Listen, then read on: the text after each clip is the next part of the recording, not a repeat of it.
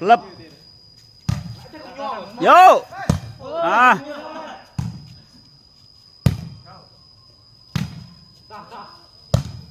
rồi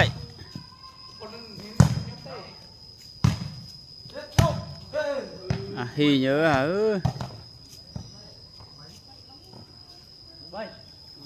sự vi tranh bị mập rồi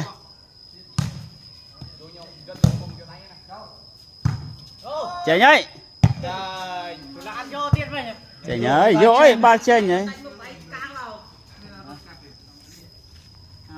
càng lấy nơi từ một con này dùng bàn mát luôn vô vô chỉ tụm nạ đâu tụi Triệu ơi vô dạ mới biết